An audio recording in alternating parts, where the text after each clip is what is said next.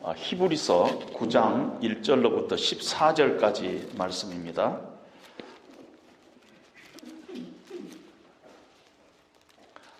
히브리서 9장 1절로부터 14절까지 말씀, 제가 한 절 읽고 여러분들이 한 절 읽고 교독하도록 하겠습니다. 첫 언약에도 섬기는 예법과 세상에 속한 성소가 있더라. 예비한 첫 장막이 있고 그 안에 등잔대와 상과 진설병이 있으니 이는 성소라 일컫고, 또 둘째 휘장 뒤에 있는 장막을 지성소라 일컫나니 금향료와 사면을 금으로 싼 언약궤가 있고 그 안에 만나를 담은 금 항아리와 아론의 쌍난 지팡이와 언약의 돌판들이 있고 그 위에 속죄소를 덮는 영광의 그룹들이 있으니 이것들에 관하여는 이제 낱낱이 말할 수 없노라. 이 모든 것을 이같이 예비하였으니 제사장들이 항상 첫 장막에 들어가 섬기는 예식을 행하고, 오직 둘째 장막은 대제사장이 홀로 1년에 한 번 들어가되 자기와 백성의 허물을 위하여 드리는 피 없이는 아니하나니, 성령이 이로써 보이는 것은 첫 장막에 서 있을 동안에는 성소에 들어가는 길이 아직 나타나지 아니한 것이라. 이 장막은 현재까지의 비유니 이에 따라 드리는 예물과 제사는 섬기는 자를 그 양심상 온전하게 할 수 없나니, 이런 것은 먹고 마시는 것과 여러 가지 씻는 것과 함께 육체의 예법일 뿐 개혁할 때까지 맡겨둔 것이니라. 그리스도께서 장래 좋은 일의 대제사장으로 오사 손으로 짓지 아니한 것 곧 창조에 속하지 아니한 더 크고 온전한 장막으로 말미암아 염소와 송아지의 피로 하지 아니하고 오직 자기의 피로 영원한 속죄를 이루사 단번에 성소에 들어가셨느니라. 염소와 황소의 피와 및 암송아지의 죄를 부정한 자에게 뿌려 그 육체를 정결하게 하여 거룩하게 하거든, 하물며 영원하신 성령으로 말미암아 흠없는 자기를 하나님께 드린 그리스도의 피가 어찌 너의 양심을 살아계신 하나님을 섬기게 하지 못하겠느냐. 아멘. 가로는 22.5m, 세로는 45m, 그리고 동쪽 편에 문이 달렸는데 그 문을 통해서 들어가면은 첫째 놋단이 있고 그 다음에 물두멍이라 하는 큰 손을 씻는 대야가 있습니다. 그리고 조금 나가면은 또다시 이렇게 제한되어 있는 어떤 공간이 나오는데, 거기에 딱 들어가자마자 북쪽별에는 떡상이라고 하는 상이 있습니다. 거기에 떡을 진열해 놓습니다. 그리고 남쪽 편에는 금촛대, 12금촛대가 있습니다. 그리고 나서 그 곳과 또 다른 곳을 나누는 큰 휘장이 쳐져 있고 그 휘장 앞에는 분향단이 있습니다. 거기에서 이렇게 향을 피우는 분향단이 있고 그 휘장을 통해서 안으로 들어가면은 언약궤가 거기에 있습니다. 여러분, 뭐예요 이게? 성막을 얘기하고 있지 않습니까? 저도 미국에서 어디에선가 아마 펜실베니아인 것 같은데요, 랭카스타의 마노나이트의 그 성막 모형이 있는데 그 모형을 한번 구경한 적이 있습니다. 우리나라에도 있는가 봤더니 저희 집에서 가까운 곤지암의 갈보리 선교교회에 성막에 5분의 1로 축소를 해가지고 거기에 이렇게 전시를 해놓고 있다고 합니다. 그리고 이 구글을 통해서 이렇게 읽어보니까 성막을 이제 5분의 1 성막을 덮은 것이 물개 가죽인데, 물개 가죽이 없는데 그 물개 가죽이 300마리가 물개 가죽이 필요하답니다. 그래서 캐나다에서부터 수입하는데 몇 억이 들었다 하는 얘기를 이렇게 기사에 쓰고 있었습니다. 다시 인터넷에 이렇게 찾아봤더니 우리나라에 두레마을, 경기도 화성군에 있는 두레마을에 완전히 풀 사이즈 성막 모형이 있고, 오산 광흥기도원에 실제 사이즈가 2016년도에 만들어졌고, 충북 괴산에 국제 성막 훈련원에 실제 또 사이즈로 만들어져 있다, 이렇게 되어 있습니다. 그래서 한번 이렇게 구경 가도 뭐 나쁘지는 않습니다. 사람들은요, 성막 그러면은 의외로 신기해하고 의외로 관심을 많이 갖고 뭔가 굉장히 중요한 것이 우리가 보러 간다, 이렇게 생각을 합니다. 저도 성막을 가가지고 이렇게 보고는 느낀 점이 있습니다. 뭐냐면은 대단히 실망했어요. 성막을 보고 나서. 저는 지성소도 살짝 들어가서 봤어요. 지성소에 들어가면은 뭔가 거룩한 충격이 있을 거라고 생각했는데 역시 실망이었어요. 왜 그랬을까? 옛날에 하나님께서 모세를 통해서 지시한 성막과 똑같이 안 해서 그런가? 어떤 그런 재료들이 현대 걸로 만들어서 그런가? 아니에요. 옛날에 있던 걸 그대로 만들려고 애를 썼습니다. 아마 우리가 모세가 지시한 그 성막을 봐도, 있다 해서 그걸 봐도 어떠면은 우리는 실망할까도 모릅니다. 가장 그 성막 안에 중요한 게 지성소 안에 법궤인데, 법궤가 1.2m에 75cm, 75cm 조그만 상자에 금으로 이렇게 외형은 뚜껑 외에는 다 금으로 이렇게 도금을 했는데, 한번 상상해 보세요. 그걸 제가 보고 나서는 참 좀 너무 초라하고 너무 작다 하는 생각이 들었습니다. 내가 생각했던 법궤하고 달리 조그만 상자가 이렇게 금 색깔을 띠고 있는데 역시 그것도 실망이었습니다. 뭔가 낯설고 감동적이지 않고 뭔가 충격으로 다가오지 않았습니다. 그러면 성막을 우리가 보고 왜 우리가 감동할 수 없었는가 하는 걸 가만히 생각하니까 당연하다는 생각을 갖게 됐습니다. 왜냐하면 성막은요, 건물이 아닙니다. 출애굽기에 보면 하나님께서 성막을 지을 때 내가 너희 가운데 거할 성막을 지으라고 하면서 했습니다. 그러니까 하나님의 관심은 성막에 뭘 어떻게 해가지고 뭐 물개 가죽을 몇백 마리로 해가지고 짓고 여기에 관심이 있는 것이 아니야. 뭐 금으로 하든지 뭐 그런 거가 관심이 아니라는 것입니다. 건물 자체에 관심이 있는 것이 아니라 하나님의 그 관심의 그 핵심은 내가 너희 가운데 너희와 함께 할 그 성막, 성소, 그게 하나님의 관심이 있다는 것입니다. 저는 성막을 보고 나서 너무너무 좀 실망을 하고 났는데, 나중에 얼마 지나고 나서 그 성막을 생각하면서 굉장히 마음속에 뜨거운 감동으로 찾아왔습니다. 그것이 뭐냐면은 요한복음 1장을 묵상하면서 태초에 하나님께서 말씀이 계시니라. 이 말씀이 하나님과 함께 계셨으니 이 말씀은 곧 하나님이시라. 이 말씀이 육신이 되어서 우리 가운데 거하시매라는 단어로 우린 성경에는 해석했지만, 말씀이 육신이 되어서 우리 가운데 성막을 치시매, 태버네클이라는 단어를 직접 쓰고 있는 거예요. 그러니까 말씀이 육신이 되어서 성막이 됐다는 것이에요.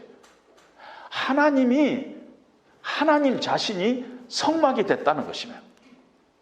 만물을 창조하신 크신 하나님께서 작은 성막 가운데 자신의 임재를 이렇게 축소시켰구나. 우리를 만나고 싶어서 하나님이 그 초라한, 눈으로 보면 실망할 수밖에 없는 그 자리에 하나님께서 내려오셨구나. 오셨구나. 거기 계셨구나. 왜? 우리와 만나고 싶어서. 그래서 성막을 하나님은 회막으로 불렀어요. 미팅 플레이스. 거기서 우리가 만나고 싶어가지고 이름조차도 회막으로 하나님께서는 불러셨구나.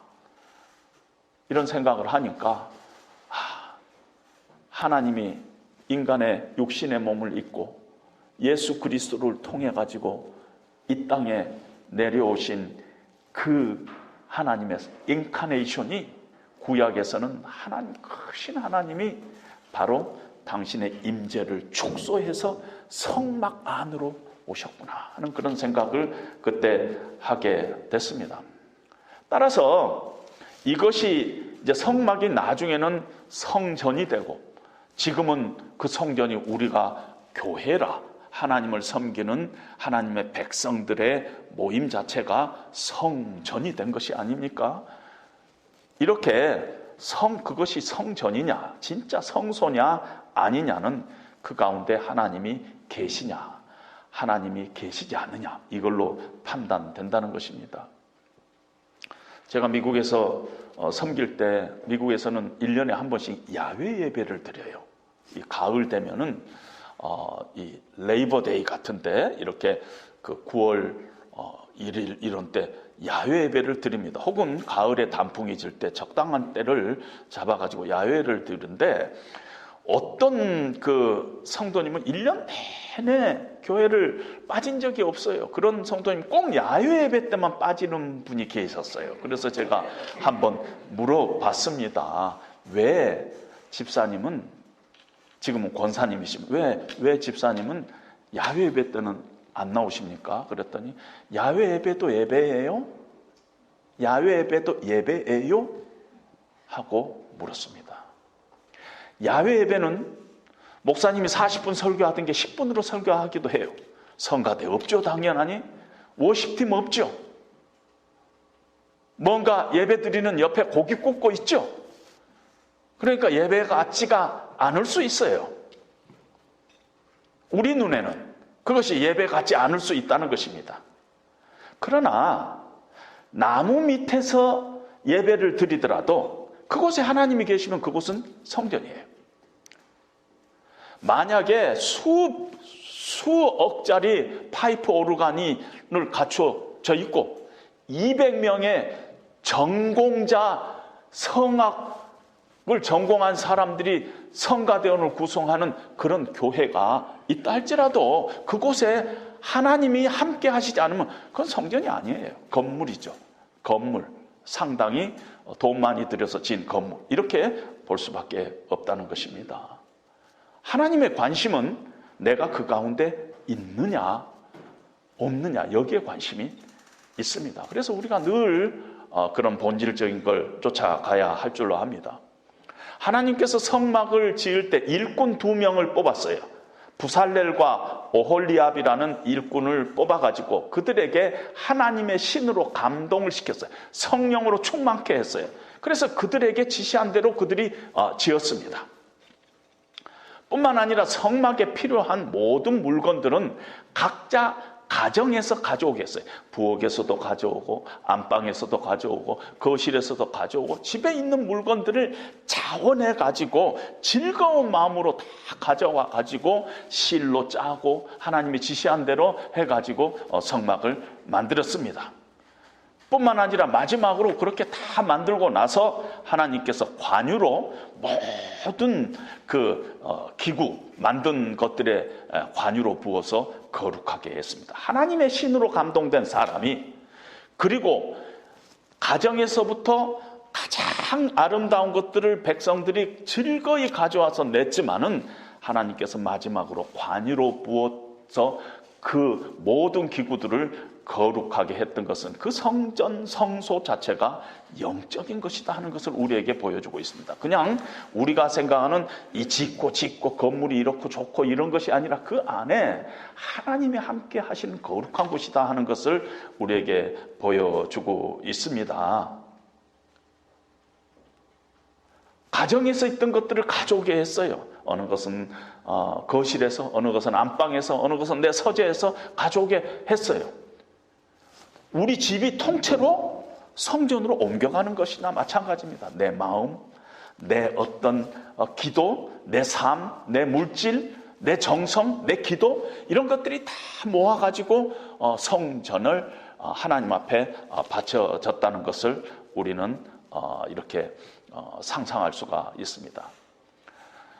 이렇게 동쪽 문을 통해서 들어가면은 성막이 있는데 성막은 세 군데로 이렇게 구별할 수 있어요. 뜰이 있고 성소가 있고 그 다음 이 휘장을 지나고 나면은 지성소가 있습니다. 그런데 놀랍게도 하나님께서는 내가 성막에서 너희와 만나겠다 했지만은 실제적으로 그건 성막이라고 전체적으로 이야기했을 뿐이고 하나님이 백성들을 만나는 곳은 지성소라고 얘기를 하고 있습니다. 출애굽기 25장 22절에 보면은 거기서 지성소 안에서 내가 너희와 만나고 속죄소 위, 곧 증거계 위에 있는 두 천사 사이에서 내가 너희에게 말하겠다. 그러니까 법궤 뚜껑 위에 두 천사가 이렇게 양옆으로 이렇게 향하고 있는데 그 가운데서 만나겠다. 그리고 그 뚜껑을 속죄소, 시은 자, 은혜가 내리는 자리, 죄가 사함을 받는 자리, 그러니까 아주 구체적으로는 지성소 안에 속죄소 뚜껑 위에서 하나님께서 우리를 만나겠다 하고 얘기를 합니다. 따라서 우리가 성막에 들어가 가지고 성소 안에서 이렇게 놀다가 지성소는 못 들어가고 나오면은 그냥 하나님 못 만나고 직구경하고 온 거나 마찬가지입니다. 우리가 예배를 왜 드리러 나오냐면 하나님 앞에 나오는 것이고 하나님을 만나기 위해서 나온 것이고 하나님의 말씀을 듣기 위해서 나오는데 하나님을 만나는 곳이 지성소고 하나님께서 말씀하시는 곳이 속죄소 뚜껑인데 우리가 거기 못 들어가고 그냥 성소에서 왔다 갔다 하다가 가면 우리는 종교 행위만 하고 지금 나온 것이라 하는 것입니다. 하나님께서 거룩하게 만든 성소임에도 불구하고 만약에 내가 거기 가가지고 하나님을 못 만나고 왔다면 그거는 건물이라는 것이에요. 성소든 성전이든 교회든 하나님을 만나야 되는데 하나님을 만나지 못하고 나오면은 그 성전은 나를 더 좋게 할 수도 있고 더 나쁘게 할 수도 있는 것이에요. 그러니까 항상 거기에 간다고 좋은 게 아니라는 것입니다. 마치 광야가 스데반이 그 광야를 광야 교회라고 표현을 했는데 광야가 더 좋은 곳일 수도 있고 더 나쁜 곳일 수도 있어요. 만약에 광야에서 하나님을 불신하고 불평하고 원망한다면은 그 광야는 나에게 나쁜 곳이에요. 만약에 광야에서 어려움을 당했어요. 그때 하나님을 향해서 부르짖고 하나님을 의지하고 그래서 이 광야 속에서 하나님을 만나고 하나님을 체험했다면 광야는 좋은 곳입니다. 지성소에서 하나님을 만나지 못하면은 잘못하면은 성소만 왔다 갔다 하고 지성소에서 하나님을 만나지 못하면은 우리를 더 나쁘게 할 가능성이 훨씬 많아요. 우리를 훨씬 더 교활하게 만들고요.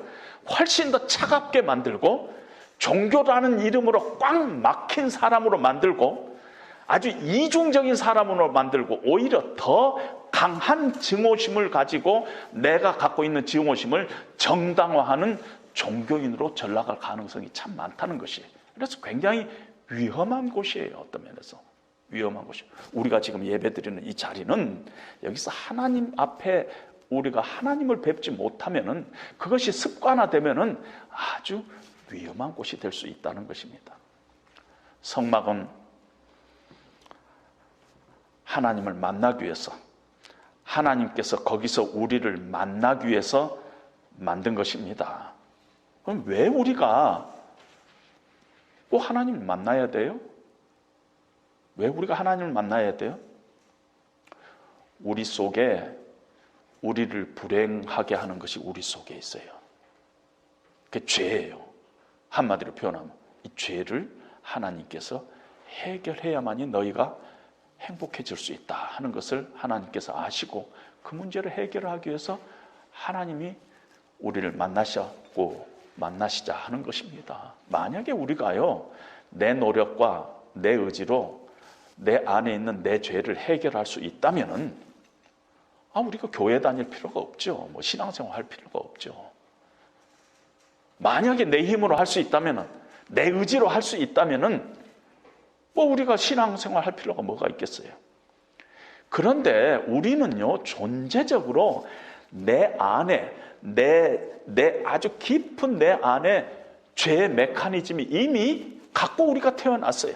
우리 안에 우리도 모르게 이기심이 있고, 탐욕이 있고, 분노가 있고, 두려움이 있고, 어디서 왔는가 모르지만은 우리를 불행하는 많은 것들이 우리 안에 이미 DNA로 들어 있다는 것입니다. 그래서 인생을 살다 보면 너무너무 아이러니가 많아요. 돈이 우리에게 필요하고 돈 있으면 참 그걸로 많은 좋은 일을 할 수 있을 것 같은데, 돈이 우리를 망가뜨릴 경우도 참 많지 않아요? 사람이 얼마나 좋아요. 우리 인간은 사람과 사람 간의 만남을 통해서 우리가 모든 것들을 이루어 가는데, 사람 잘못 만나면은요, 우리 삶이 망가지는 거 알잖아요. 사랑이 얼마나 좋아요?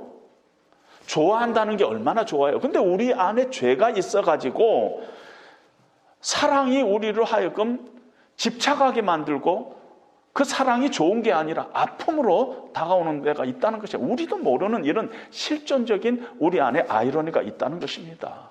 그것 때문에 고통하는 사람들이 얼마나 많아요. 그리고 오죽했으면 사랑은 눈물의 씨앗이라 그러겠어요.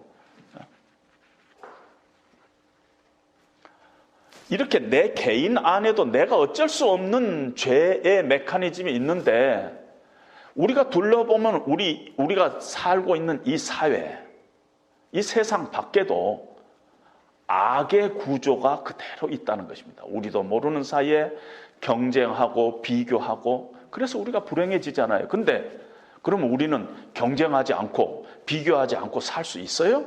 그렇게 할 수 없잖아요. 내 삶을 불행하게 만드는 갑작스러운 사고가 내 인생 가운데 어느 날 갑자기 닥쳐요. 이건 내 잘못도 아닌데, 내가 원하지도 않았는데, 그 사고를 어디 가서 우리가 해결하냐고요. 이 내 안에뿐만 아니라 내 밖에도 죄의 메커니즘이 움직이고 있다는 것입니다. 내 노력, 내 의지로 우리 인생의 불행을 해결할 방법이 없어요. 그게 죄예요. 그래서 하나님이 필요한 거예요. 하나님께서 그 죄 문제를 해결하시겠다는 것이에요. 그것이 어디냐면 속죄소, 지성소 안에 속죄소에서 그 문제를 해결하겠다는 것입니다. 그래서 하나님의 이 말씀에 의지해서 지성소로 딱 나가려고 했더니 못 들어온다는 것이에요. 들어갈 수 없다. 오늘 우리가 읽은 8절에 보니까 성소에 들어가는 길이 아직 열리지 않았다 하는 것은 막혀 있다는 거예요. 성소 못 들어간다는 것이에요. 성소는요, 하나님께서 여러 가지로 이렇게 가이드를 줬는데 성소는 문제가 있어요. 뭐냐면은 일단은 성소는 모형이라는 것이에요. 그림자라는 것이에요. 실체가 아니라는 것이에요. 그림자예요. 그림자. 실제 들어가려고 하니까 그림자가 사라져버려요. 제사장이, 우리 눈에 보이는 제사장이 있지만은 그 제사장은 하늘 제사장이 아닌 인간 제사장이에요. 하늘 제사장의 그림자요, 모형일 뿐이라는 것이에요. 지성소가 있어요. 분명히 있어요. 그런데 하나님이 우리 죄를 속하시고 하나님의 은혜를 경험할 수 있는 지성소는 모형이지 실제가 아니라는 것. 그래서 체험할 수가 없어요. 그래서 첫 장막에서 이 율법 아래서는 지성소로 가는 길이 없어요. 막혀 있어요. 모형적으로는 보여줬지만은 실제로는 없는 거나 마찬가지예요. 죄의 문제를 해결하기 위해서 지성소로 우리가 딱 들어가려고 하니까 죄인은 못 들어온다는 거예요. 이게 무슨 운명의 장난이에요? 죄 문제를 해결해야만이 우리가 행복해질 수 있다고 하나님 길을 다 제시해 놓고, 그럼 제가 한번 들어가 보겠습니다. 그리고 들어가려니까 죄인 못 들어온다. 이렇게 되는 것입니다. 죄 때문에 못 들어간다는 것이에요. 뿐만 아니라 나중에 이 성막이 성전이 됐는데, 이스라엘 백성들이 이렇게 이제 움직이지 않고 한 군데 정착해 살 때 하나님께서 성전을 지으라 해가지고 우리가 알고 있는 예루살렘 성전이 지어졌지 않습니까? 그래서 성전에 들어가면 유대인의 뜰이 있고 이방인의 뜰이 있고 여인의 뜰이 있고, 성막 안에는 제사장만 들어가고 지성소는 1년에 한 번 대제사장만 들어가고, 구조적으로 우리는 지성소 앞에 갈 수 없다는 메시지를 우리에게 구조적으로 주고 있는 거예요. 보통 사람은 아예 성소에 들어갈 수도 없어요. 이방인은 이방인의 뜰 외에는 못 들어가고, 여인들은 여인의 뜰 외에는 못 들어가고, 이 구조적으로 메시지를 주고 있는 거예요. 못 들어간다.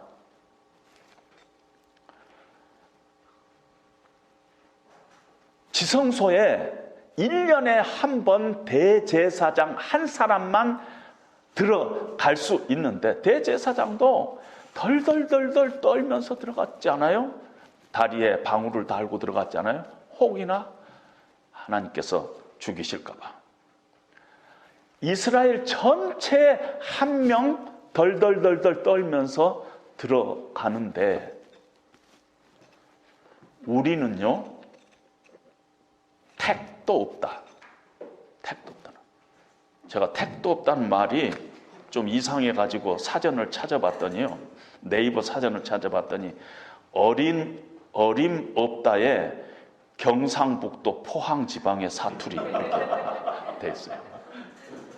근데 전라도에서도 좀 쓰긴 해요. 택도 없다, 뭐 턱도 없다, 뭐. 우리는요 택도 없어요. 뿐만 아니라 지금 이 히브리서 성경이 쓰여지고 나서 불과 2, 3년 후에 예루살렘 성전이, 그러니까 그때는 예루살렘 성전이라기보다는 헤롯 성전이 완전히 파괴돼 버렸습니다. 완전히 파괴돼서 돌 하나 없을 정도로 파괴돼 버렸어요. 하나님께서 왜 이런 것을 역사 속에서 허락했느냐면은, 나를 만나는 길은 이런 것을 통해서 나올 수 없다는 것을 이렇게 아주 하나님께서 그런 역사 속에서 성전을 완전히 없애버리는 것을 통해서도 우리에게 메시지를 주고 있다는 것입니다. 유대인들은 성전이 없어요. 제사 못 지내잖아요. 지금 제사 못 지내요. 근데 유대인들 지금 제사 지내고 있어요. 어떻게? 회당에서 드리는 기도 중에서 머리로부터 덮은 큰 타올이 있는데, 보통 제가 이렇게 조사를 해봤더니 한 미국 돈으로 500불 정도 한대, 이 타올 하나가. 그러면 지금 우리나라 돈으로 한 6, 70만 원 하는 타올 하나가, 그걸 둘러쓰고 기도하는 것을 제사로 간주한대요. 제사로 간주. 저희들끼리 하는 거예요. 그냥 제사로 간주하는 거예요.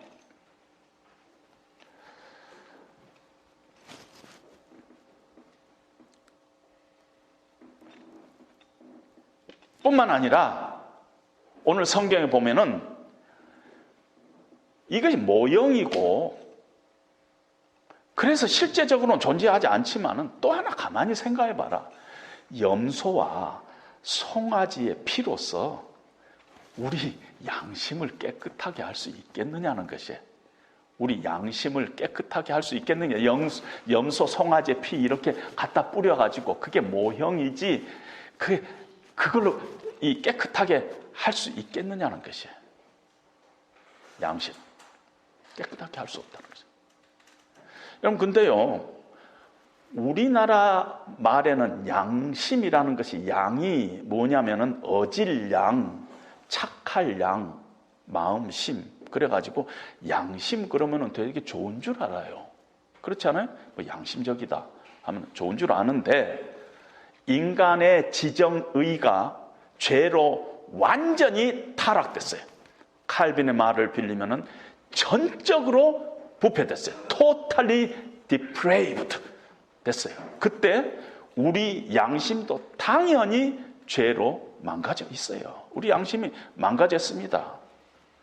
그래서 성경에 보면은 양심이요,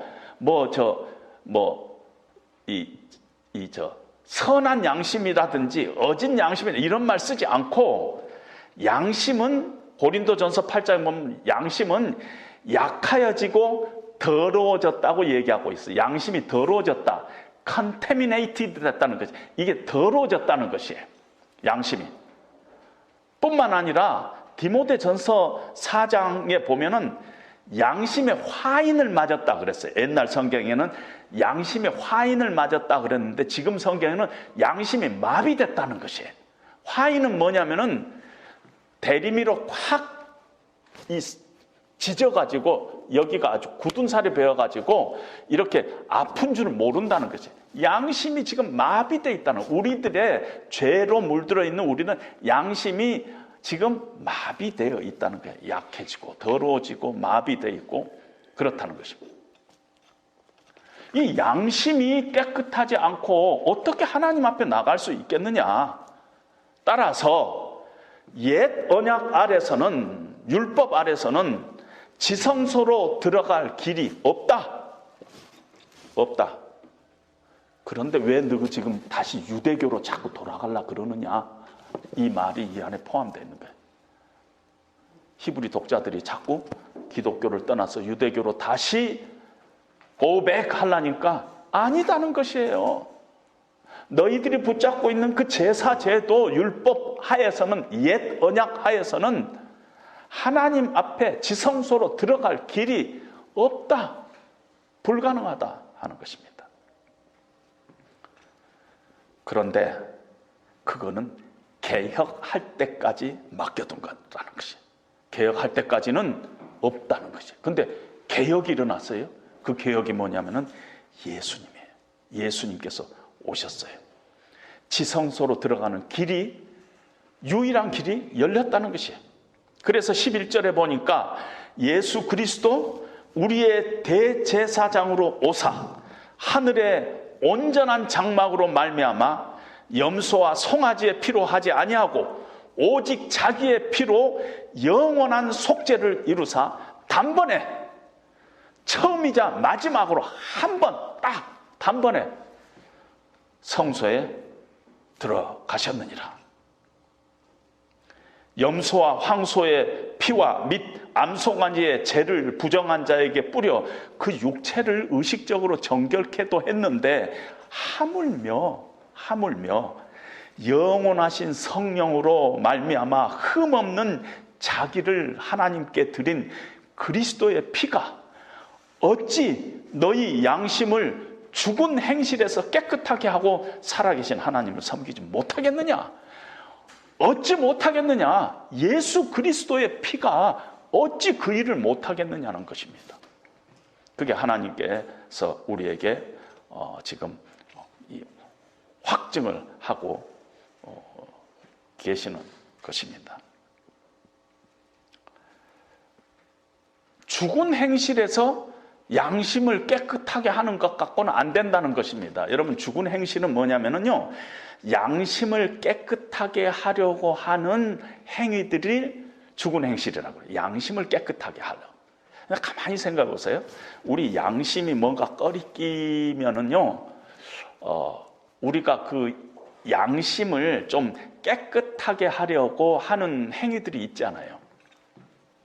아주 극단적인 경우로는요, 마피아가 불법적으로 돈을 많이 벌어가지고 무슨 일 많이 하는 줄 아세요? 고아원에다가 기부 많이 하세요. 왜요? 양심이 좀 있으니까 고아원에 기부해가지고 좀 양심의 가책을 좀 덜라고 하는 경우가 있어요. 남편들이 집에 안에 들어가가지고 막 갑자기 하지도 않은 막 설거지도 하고 뭐 쓰레기도 버리고 뭐 하고 보면 아내들이 가끔 뭐라 그래? 당신 뭐 잘못한 거 있지? 그러잖아. 그런 경우가 있잖아. 밖에서 뭐 사고 치고 집에 들어와서 막 열심히 하죠. 그런 거 있죠?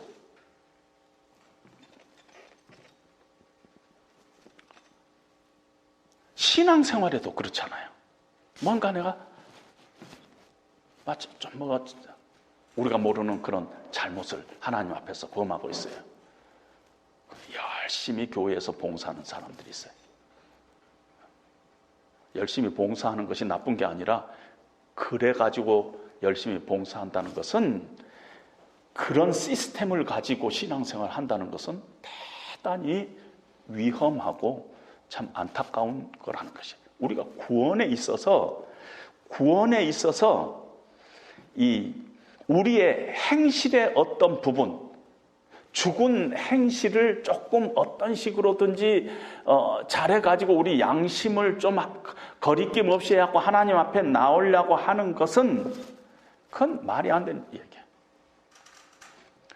하나님과 우리 사이에 막힌 담을 헐기 위해서 우리의 알량한 행실은 예수 그리스도의 보배로운 피에 결코 비교할 수가 없다. 비교 자체가 불가능한 것이라는 것이, 택도 없다는 말이에요. 택도 없다는 말. 자기의 육체를 찢어서 열어놓으신 그 길, 지성소의 휘장을 찢고 열어놓으신 그 길 따라 네가 들어오면은 어떤 죄의 흔적도 너희를 결코 붙잡지 못한다 하는 것이 하나님의 약속인 것입니다. 그거 따라 들어오라는 것이에요. 짐승의 피가 아니라 거룩한 예수 그리스도의 피 붙잡고 들어오라는 것입니다. 그래서 히브리서 10장 19절에 보면, 그러므로 형제들아, 우리가 예수의 피를 힘입어 성소에 들어갈 담력을 얻었나니 그 길은 우리를 위하여 휘장 가운데로 열어놓으신 새로운 살 길이요, 휘장은 곧 그의 육체니라. 그리고 예수님께서 마가복음 15장에 숨을 거두시자 이에 성소 휘장이 위에서부터 아래로 찢어졌죠. 여러분, 아까 그 성소에 있는 휘장은 집에서 다 실들 가져가지고 이렇게 작업을 해가지고 만든 거라 그랬잖아요. 휘장이, 제가 어디서 보니까 휘장의 두께가 9.34cm더군요. 9.34cm를 얽히고 짰으면은 그것이 위에서 아래로 찢어지는 것은 불가능한 것입니다. 휘장은 결국 하나님께서 찢으신 것이에요. 휘장은 곧 그의 육체니라. 그리고 놀랍게도 제가 언젠가 한번 설교를 했을 텐데, 이 휘장이라는 히브리어 단어가 카포레트라는 단어를 쓰고 있는데, 이 카포레트의 이 동사, 카파르라는 동사가 예수님께서 마지막 죽으시면서 다 이루었다, 빛을 다 청산했다 하는, 빛을 청산했다는 단어가 카파르라는 단어예요. 그것이 휘장, 명사는 휘장이 된 것입니다. 예수님이 십자가에서 죽으심으로써 우리의 죄가 사하여졌다는 것입니다. 이제 마지막으로요, 이제 하나님께서, 예수님께서 십자가의 죽으심으로 그 길을 준비해 놨어요. 우리가 그걸 따라가면 되는데, 따라간다는 것이 어떤 건가? 예수님께서 열어놓으신 그 길을 우리가 따라가면 하나님을 만날 수 있다는데, 그 어떻게 하는 것이 따라간다는 것인가? 놀랍게도 예수님께서 그 길을 열 때 죽으셨어요. 그렇죠? 그러니까 우리도 따라가려면 죽어야 돼요. 왜냐하면 우리 안에는 죄가 있어요. 죄는 죽어야 돼요. 죄 가지고 하나님 앞에 갈 수가 없어요. 우리가 죽어야 돼요. 왜냐하면 그런데 문제는 죄가 우리 안에 둥지를 치고 있잖아요. 우리의 마음 속에, 우리의 생각 속에, 우리의 내면의 정서 속에 죄가 있는데 죽어야 된다는 것이에요. 그럼 우리가 어떻게 해야지 우리가 죽을 수 있느냐? 옛 자아가 죽어야 된다는 거예요. 옛 자아가, 그러니까 예수님 믿기 전에 나의 옛 자아가 죽어야 된다는 것이에요. 옛 자아가 죽어야 된다는 것은 뭐냐면은 하나님 없이 내 인생을 계획하고 하나님 없이 행복해질 수 있다고 생각하는 그것들을 예수님 앞에 내려놓으라는 것이, 십자가 앞에 내 자아를 내려놓는다는 것 이코로 죽는다는 뜻이에요.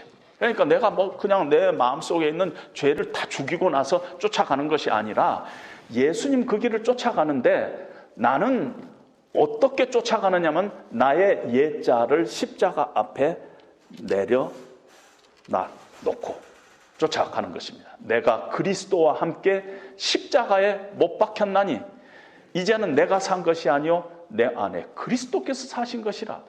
나도 예수님의 십자가 앞에 나의 정과 욕심, 옛 자아를 내려놓는 것이에요. 내려놓기만 하면은 하나님께서 해결하세요. 내려놓기만. 그래서 시편 51편에 다윗은 이렇게 고백하고 있잖아요. 하나님이 구하시는 제사는 상한 심령이라. 딴 것 가지고 자꾸 나가려 하지 말고 하나님 앞에 상한 심정으로 가라는 것이에요. 세리가 기도할 때 이렇게 하나님 앞에 기도했죠. 하나님, mercy on me. 나를 불쌍히 여겨주시고 긍휼히 여겨주시고. 이게 상한 마음. 그렇게밖에 기도 안 했어요. 그런데 예수님께서 뭐라고 했어요? 누가 구원을 얻었겠느냐. 바로 그 상한 마음, 통회하는 마음을 가지고 예수님 앞에 나갔던 그 사람이 구원을 얻지 않았겠느냐 하고 예수님께서 말씀합니다. 그래서 예수님 앞에 우리 상한 마음, 통회하는 마음을 가지고 내 자신을 내려놓을 때 바로 그때 놀랍게도 지성소가 열린다는 것입니다. 지성소가 열리면은 우리의 죄의 흔적이 사라지고 이 땅에서 우리가 어쩔 수 없는 당했던 수많은 죄의 메커니즘 때문에 당했던 고통과 불행스러운 일들이 더 이상 나에게 불행이요 고통이 아니게끔 하나님께서 새로운 해석을 우리한테 허락하신다는 것입니다. 지성소는요, 어떤 의미에서 어떤 장소가 아니에요. 어떤 일이 아니에요. 만약에 내가 예배를 드리면서 내 마음에 지금 상한 마음으로, 통회하는 마음으로 하나님 앞에 하나님 앞에 내가 참 불쌍한 존재입니다 하고 나갔다면은, 내 정과 욕심을 하나님 앞에 십자가 앞에 내려놓고 있다면은 이 예배 장소는 바로 지성소가 되는 것이에요. 우리가 골방에서 기도할 때 내 마음에 참 연약함을, 죄악됨을 하나님 앞에 내놓고 토설을 하고 토설조차도 못해서 주여 주여 하고 부르짖고 있을 때 그 자리는 놀랍게도 지성소가 되는 것입니다.